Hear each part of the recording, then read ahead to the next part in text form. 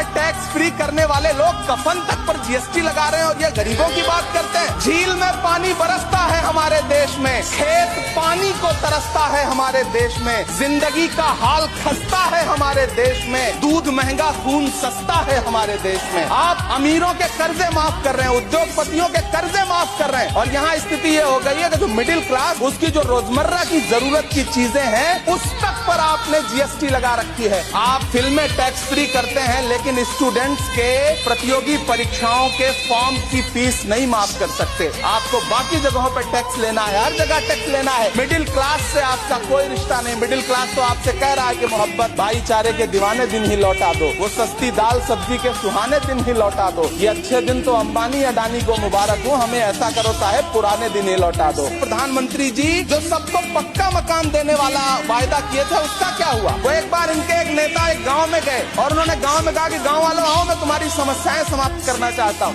गांव वाले इकट्ठा हो गए। नेताजी ने गांव वालों से कहा बताओ तुम्हारी दो समस्याएं बताओ, मैं दोनों समस्याओं का यहीं पे समाधान करूंगा। तो गांव वालों ने कहा साहब हमारी पहली समस्या है कि हमारे यहाँ कोई हॉस्पिटल नहीं है। तो नेताजी ने मोबाइल निकाला, कहीं फोन मिलाया और मिला के फोन पे पता नहीं क्या कुछ कहा कि यहाँ गांव में हॉस्पिटल नहीं है, हॉस्पिटल तुरंत यहाँ हॉस्पिटल चाहिए। गांव वाले खुश हो गए कि 1 मिनट में यहाँ हॉस्पिटल आ रहा है। अगली समस्या के बारे में उन्होंने नेताजी ने गांव वालों से कहा कि मैंने आपकी पहली समस्या समाप्त कर दी, दूसरी समस्या बताओ। तो गांव वालों ने कहा साहब इस गांव में कोई भी मोबाइल का नेटवर्क ही नहीं है। ये है इनके काम करने का तरीका। 1000 का नोट 7 साल नहीं चला सकी, वो हमसे 70 साल का हिसाब मांगती है कि जो सच और झूठ में दूरी है वो दूरी समझते हैं। सियासी हाकिमों की हम भी मजबूरी समझते हैं, वो अपना हक समझते हैं निवाला छीन लेने को। डकैती को बहुत से लोग मजदूरी समझते हैं। वसुधैव कुटुंबकम का नारा लगाने वाली सरकार इंसानों के घरौंदे उजाड़ कर जश्न मना रही है। सभापति महोदय,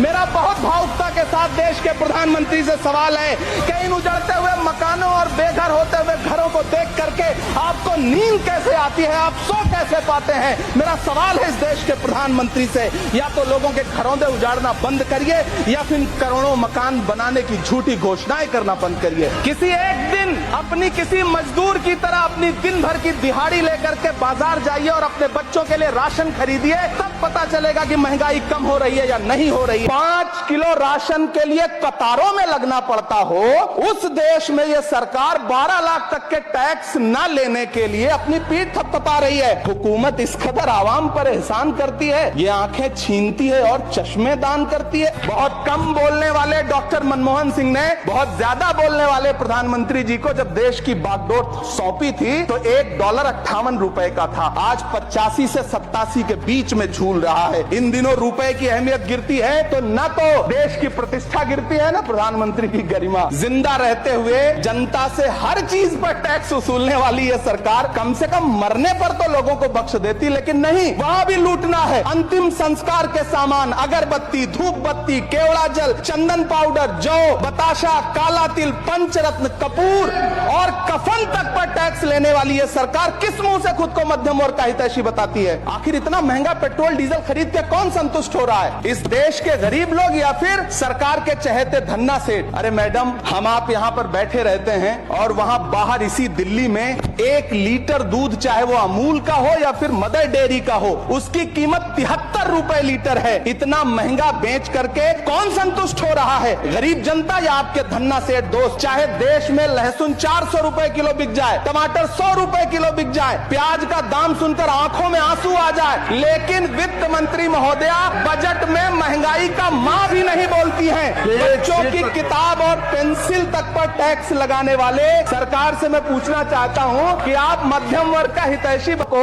5 किलो राशन के लिए कतारों में लगना पड़ता हो, उस देश में यह सरकार 12 लाख तक के टैक्स न लेने के लिए अपनी पीठ थपथपा रही है। हुकूमत इस कदर आवाम पर एहसान करती है, ये आंखें छीनती है और चश्मे दान करती है। बहुत कम बोलने वाले डॉक्टर मनमोहन सिंह ने बहुत ज्यादा बोलने वाले प्रधानमंत्री जी को जब देश की बागडोर सौंपी थी तो $1.58 का था, आज 85 से 87 के बीच में झूल रहा है। इन दिनों रुपए की अहमियत गिरती है तो न तो देश की प्रतिष्ठा गिरती है ना प्रधानमंत्री की गरिमा। जिंदा रहते हुए जनता से हर चीज पर टैक्स वसूलने वाली ये सरकार कम से कम मरने पर तो लोगों को बख्श देती, लेकिन नहीं, वहां भी लूटना है। अंतिम संस्कार के सामान अगरबत्ती, धूप बत्ती, केवड़ा जल, हिमाचल चंदन पाउडर, जौ, बताशा, काला तिल, पंचरत्न, कपूर और कफन तक पर टैक्स लेने वाली ये सरकार किस मुंह से खुद को मध्यम वर्ग का हितैषी बताती है? आखिर इतना महंगा पेट्रोल डीजल खरीद के कौन संतुष्ट हो रहा है, इस देश के गरीब लोग या फिर सरकार के चहेते धन्ना सेठ? अरे मैडम, हम आप यहां पर बैठे रहते हैं और वहां बाहर इसी दिल्ली में